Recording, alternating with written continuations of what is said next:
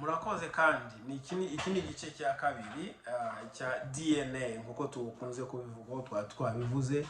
Hano turagerageza twihute gato tuvuye kuri biological relationship twayivuze, hanyuma tuvuye ku health and wellness mu buryo bwihuse cyane. Kera tukiga ibintu bya biology batubwiraga uko hariho DNA hakaba na RNA. No kuvuga mu yandi magambo uko babivuga baravuga ngo ni DNA cyangwa ADN mu gifaransa bakunze kuvuga ADN ariyo acide desoxyribonucléaire, niko bayita gutyo ko acide desoxyribonucléaire.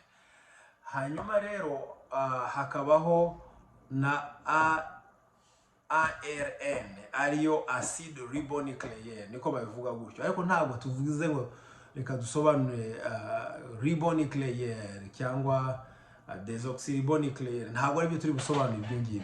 Tureka tuvuge vuba kuri iki gice cya kabiri cya DNA nkuko twabivuze. Turavuga kuri biological relationship, tuvuge no kuri health and wellness. No kuvuga biological no kuvuga amasano, hanyuma health ni ibintu by'ubuzima. No kuvuga mu yandi magambo hari muri biological relationship turabona ibintu bibiri kuri DNA cyangwa ADN ko wabyita kose nta kibazo. Nuko ari finding relative na relationship testing. Nukuvuga kubona finding relative, nukuvuga kubona abavandimwe bawe. Ushobora kubona abavandimwe benshi cyane utaruzi. Hari nitujye muri nane, ariko rero hari umuntu wagiye kwipima asanga igihugu arimo afite nukuvuga pourcentage afite zo kuba muri icyo gihugu, kandi yifataga nkaho ari umushitsi, asanga afite 50%. Afite 50% yo kuba umwongereza, akagira na 50% yo kuba wo muri Pologne gutyo, ibintu nk'ibyo.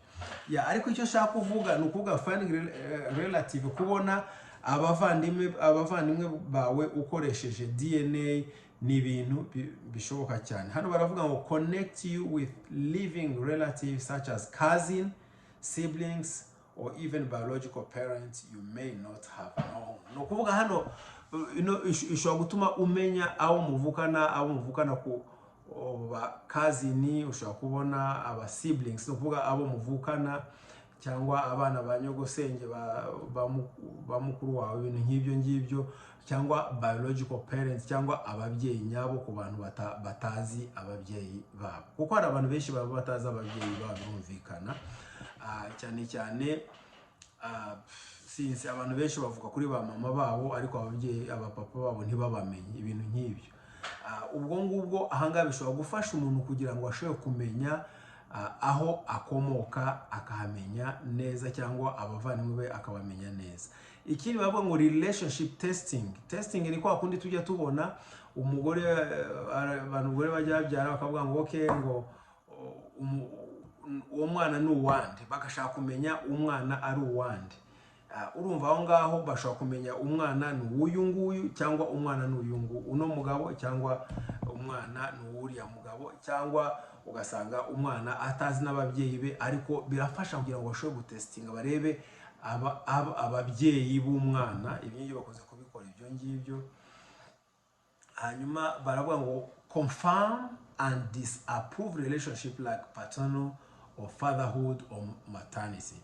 No kuvuga ibyo ngibyo bishobora gukorwa kuri papa, kuri mama, ibintu nk'ibyo ngibyo byose bishobora gukorwa kugira ngo ushobore kumenya umubyeyi wawe. Iyo ngiyo niyo turi kuvuga biological relationship. Reka tujye kuri health and wellness.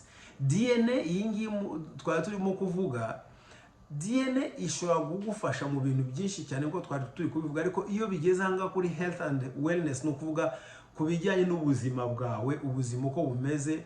No kuvuga hano harimo ibice twavuga nka bitatu. Icya mbere hari icyo bita ngo ni disease risk cyangwa carrier status, ibintu nk'ibyo ngibyo, cyangwa pharmacogenomic, ibintu nk'ibyo ngibyo. No kuvuga hagati aho ngaho DNA ishobora kugufasha kugira ngo umenye indwara ushobora kuzarwara mu gihe kiri imbere.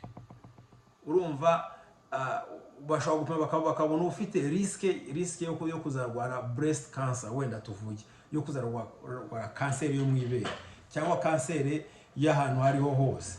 Bishobora gutuma banamenya uko ushobora kurwara mu gihe kiri imbere, ushobora kurwara icyo bita type 2 diabetes, diabete yo mu bwoko bwa kabiri. Ishobora gufasha kugira ngo bashobore kumenya indwara nyinshi ushobora kuzarwara mu gihe kiri imbere, hanyuma ukareba uko wanaziriye. Hano baravuga ngo carrier status determine if you carry hidden gene for hereditary disorder like cystic fibrosis or sickle cell anemia. Nukuvuga hanga bifasha kugira ngo barebe nimba ushobora ku indwara wenda z'ababyeyi ba icyo bita ngo heredité. Nukuvuga hari umuntu urwara indwara zituruka ku babyeyi. Urumva ishobora gutuma bamenya nimba uzarwara indwara ituruka ku babyeyi, niba ababyeyi baba bari barwaye indwara izi ikamenya nimba nawe ushobora kuzarwara izo ndwara. Ikindi baravuga ngo ni pharmacogenomic, reveal how your body metabolic specific medication helping doctor determine the most effective drug or dosage for you. Nukuvuga birafasha cyane, kandi DNA ishobora gufasha cyane kugira ngo doctor amenye umuti ari buguhe reaction, cyangwa uwo muti ari buguhe biragenda gute, biragufasha cyangwa birazana ibindi bibazo. Ashobora no kumenya na dose, nukuvuga araguha umuti ungana gute. Ibyo byose nibyo bakoramo cyane nibyo DNA ikoramo, ifasha abantu bashobora kumenya. Hari ikindi rero tutashize ahangaha, ari cyo bita ngo ni physical and personality traits. Nukuvuga ishobora kugaragaza amaso yawe uko azaba ameze, umusatsi wawe, cyangwa se uko uzaba ushobora kugira wenda nk'uruhara cyangwa nta ruhara wagira. Ibi byose hari icyo bita ngo ni lifestyle factors. Nukuvuga yerekana uko umubiri wawe, cyangwa uko uramutse unyweza kafeine, amakawa n'ibiki byose, uko ingaruka byakugiraho. Cyangwa ishobora kugaragaza uko ugomba kurya, uko abantu baryama, nimba uryama kare ariyo bita ngo night owl, cyangwa nimba uryama uryama utinze, cyangwa se nimba uryama kare ariyo bakunze kwita ngo ni early bird. Ibyo byose irabigaragaza. Nimba ufite imbaraga zo kuzakora siporo, DNA irabigaragaza. Ni ibyo ngibyo muri make nashatse kubabwira. Hari n'ibindi wenda abantu baganira kuri DNA, ariko no munsi nashatse ko tuganira kuri ibi ngibi kugira ngo bisobanukirwe neza, mumenye DNA uko imeze, ntabwo ari ya yindi pima gusa ikintu kimwe nk'uko abantu bari bakizi. Murakoze cyane mwese mwashoboye gukurikirana video, turi kumwe kandi Imana ibarinde.